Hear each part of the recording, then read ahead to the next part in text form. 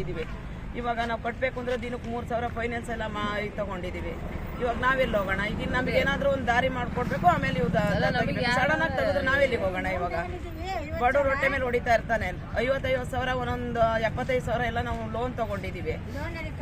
ಈ ಲೋನ್ ಅವ್ರಿಗೆ ಕಟ್ಟಬೇಕು. ಇವಾಗ ಲೋನರ್ ಕೇಳ್ತಾರೆ, ಇವ್ರ ಅಂಗಡಿ ತಗೋದ್ರೆ ಯಾರು ಕೇಳಲ್ಲ. ಇವಾಗ ನಾವೇನ್ ಮಾಡೋಣ? ನಾವೆಲ್ಲ ವಿಷಯ ಕುಡಿಬೇಕಷ್ಟೇ ಕೂತ್ಕೊಂಡು. ಇವಾಗ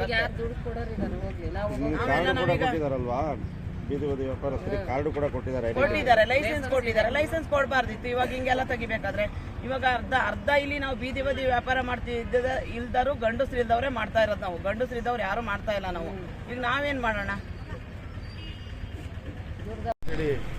ವಕೀಲರು ಈ ಬೀದಿ ಬದಿಗಳ ವ್ಯಾಪಾರಿಗಳ ಸಮಸ್ಯೆ ಏನಿದೆ, ಇದು ಹಲವಾರು ವರ್ಷಗಳಿಂದ ಸಕ್ರಿಯದಲ್ಲಿ ಇದ್ದಂತಹ ಸಮಸ್ಯೆ. ಈಗ 2 ವರ್ಷಗಳ ಹಿಂದೆ ಸಹ ಇದೇ ರೀತಿ ಏಕಾಏಕಿ ಇವನ್ನೆಲ್ಲ ತೆರವುಗೊಳಿಸ್ತೀವಿ ಅಂತೇಳಿ ಬಂದೊಂದು ಸಂದರ್ಭದಲ್ಲಿ ಈ 4 ಜನ ಏನು ಕಮಲಮ್ಮ, ಯಶೋದಮ್ಮ, ಸರಸ್ವತಿ ಮತ್ತು ರಶೀದಮ್ಮ, ಭಾಗ್ಯಮ್ಮ ಏನಿದೆ ಇವರೆಲ್ಲ ನ್ಯಾಯಾಲಯದ ಮೆಟ್ಲೇರಿದ್ದು. ನ್ಯಾಯಾಲಯ ಇವರಿಗೆಲ್ಲ ತಾತ್ಕಾಲಿಕವಾಗಿ ನಿರ್ಬಂಧಕಾಜ್ಞೆಯನ್ನು ಕೊಟ್ಟಿದೆ. ಅವರ ಆದೇಶದಲ್ಲಿ ಏನು ಹೇಳ್ತಾರೆ ಅಂದರೆ ಇವರಿಗೆ ಪರ್ಯಾಯ ವ್ಯವಸ್ಥೆ ಕಲ್ಪಿಸ್ತಲೇ ಇವರನ್ನು ಯಾವುದೇ ರೀತಿ ತೆರವುಗೊಳಿಸಬಾರ್ದು ಅಂತೇಳಿ ಹೇಳಿದ್ದಾರೆ ಆದೇಶದಲ್ಲಿ. ಆ ಆದೇಶದವರು ಚೀಫ್ ಆಫೀಸರ್ಗೂ ಸಹ ಪಕ್ಷಗಾರರಾಗಿದ್ದರೆ ಅವ್ರಿಗೂ ಸಹ ನಾವು ತಲುಪಿಸಿದ್ದೀವಿ. ಅದಾದರೂ ಸಹ ಇವತ್ತು ಚೀಫ್ ಆಫೀಸರು ನಾನು ವೈಲೇಷನ್ ಮಾಡಿದ್ದೀನಿ ಅಂತ ಹೇಳ್ಬೇಕಾದ್ರೆ ನೀವು ಕೋರ್ಟಿಗೆ ಹೋಗಿ ನಾನು ಕಂಬಕ್ಕೆ ಅಲ್ವಾ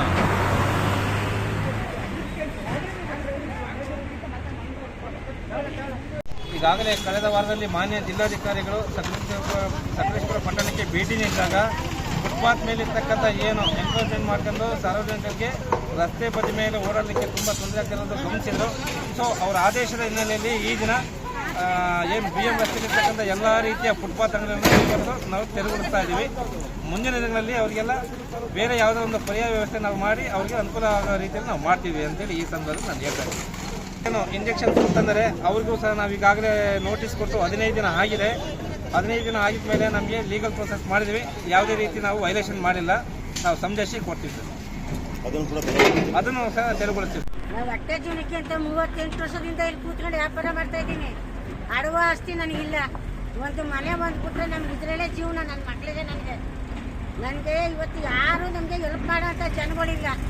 ಕೋರ್ಟಿನ ಆದೇಶ ತಂದಿದ್ದೀವಿ, ಅದೇನು ಮಾಡ್ತಾರೋ ಅವ್ರ ಪಾಲಿಗೆ ಬಿಟ್ಟಿದ್ದು ನಮಗೇನು ಮಾಡೋಕ್ಕಾಗಿಲ್ಲ. ನಾವು ಎಷ್ಟು ದಿವಸ ಅಂತ ಸಾಯೋದಣ್ಣ. ಅಲ್ಲಿ ಇಲ್ಲಿಂದ ಅಲ್ಲಿ ನಮ್ಮ ಕಣ್ಣೀರು ಕೈ ತೋರಿಸ್ತಾ ಇದ್ದಾರೆ. ನಮ್ಮ ಸಕಲೇಶ್ವರದಲ್ಲಿ ಯಾರು ನಮ್ಗೆ ಒಳ್ಳೇದು ಮಾಡ್ತಾ ಇದ್ದಾರೆ ಹೇಳಿ ನೀವು.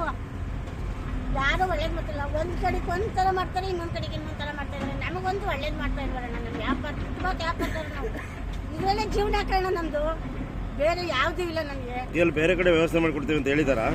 ಹೇಳಿದ್ರು ನಮ್ಗೆ ಏನಣ್ಣ ಸರಿಯಾಗಿ ಅದು ಯಾವುದೂ ನೆಟ್ಟಿಗೆ ಹೇಳ್ತಾ ಇಲ್ಲ. ನಾವು ಯಾರು ನಮಗೆ ನೆಟ್ಟಿಗೆ ಯಾವುದೂ ಹೇಳ್ತಾ ಇಲ್ಲ. ನಿಮ್ಮ ಹೆಸರು? ನನ್ನ ಹೆಸರು ಯಶೋದಮ್ಮ ಅಂತ. ನಮಗೆ ಒಂದು ಜಾಗ ತೋರಿಸಿದ್ದು ಬೆಳಿಗ್ಗೆ ಬಂದು ಈ ಥರ ಮುನ್ಸಿಪಾಲ್ಟಿಯಿಂದ AC ಆರ್ಡರ್ ಹಾಕಿದೆ ಅಂತ ಹೇಳಿ ಎಲ್ಲ ಕ್ಲೀನ್ ಮಾಡ್ತಾ ಇದ್ದಾರೆ. ಅಲ್ಲಿ ಬಾತ್ರೂಮ್ ನೀರು ಹೋಗ್ತೈತೆ ಸ್ವಾಮಿ. ಆಮೇಲೆ ಮಳೆಗಾಲದಲ್ಲಂತೂ ಕೂರಕ್ಕಾಗಲ್ಲ, ಎಲ್ಲ ಗುಂಡಿ ಇದೆ. ನನಗೆ ಮಕ್ಕಳು ಇದ್ದಾರೆ, ನಮ್ಮ ಮನೆಯವರಿಲ್ಲ. ಆದರೂ ಕೂಡ ನಾನು ಸಂಸಾರ ಮಾಡ್ಕೊಂಡು ಹೋಗಬೇಕು. ದಯವಿಟ್ಟು ನಮಗೇನಾದರೂ ಕ್ರಮ ತಗೊಂಡು ನೀವು ಇದು ಮಾಡ್ಕೊಳ್ಳಿ. ನಾನು ಅಲ್ಲಿ ಕೆಲಸ ಮಾಡ್ಕೊಂಡು ಜೀವನ ಮಾಡ್ಕೊಂಡು ಏನೋ ಭಾಳ ತಗೊಂಡು ಮಾಡ್ತಾಯಿದ್ದೆ ಸ್ವಾಮಿ. ನನಗೆ ಇಷ್ಟೇ ನನ್ನ ಜೀವನ. ನಮ್ಮ ಮನೆಗೆ ನನಗೆ ಸ್ವಂತ ಮನೇನೂ ಇಲ್ಲ ಸ್ವಾಮಿ. ಅಷ್ಟೇ. ಇದರಿಂದ 40 ವರ್ಷದಿಂದ ವ್ಯಾಪಾರ ಮಾಡ್ತಾ ಇದ್ದೀವಿ ಸ್ವಾಮಿ. ಏನಾಯ್ತು ಈಗ?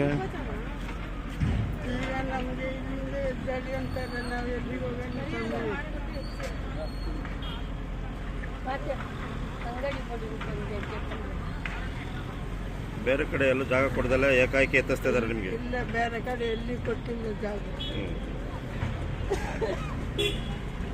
ಮುಂದೆ ಏನು ಮಾಡ್ತೀರಿ? ನಾವು ಏನು ಮಾಡೋಣ ಸ್ವಾಮಿ? ಸರ್ಕಾರಿ ಕೈಯಿಂದ ಅನ್ನ ಕೊಡಿ, ಬಟ್ಟೆ ಕೊಡಿ ಅಂತ ಕೇಳಲ್ಲ. ಹಂಗಾಗಿಲ್ಲ ಜಾಗ ಕೊಟ್ಟಿದ್ದೀರಿ, ಅದ್ರಲ್ಲಿ ನಾವು ಜೀವನ ಮಾಡ್ತಾ ಇದ್ದೀವಿ. ಅದನ್ನು ಅವ್ರು ಕಿತ್ಕೊಂಡ್ರೆ ನಾವು ಏನು ಮಾಡೋಣ ಸ್ವಾಮಿ? ಏನು ಮಾಡೋಣ? ಹೆಸರಮ್ಮ? ಕಮಲಮ್ಮ ಅಂತ.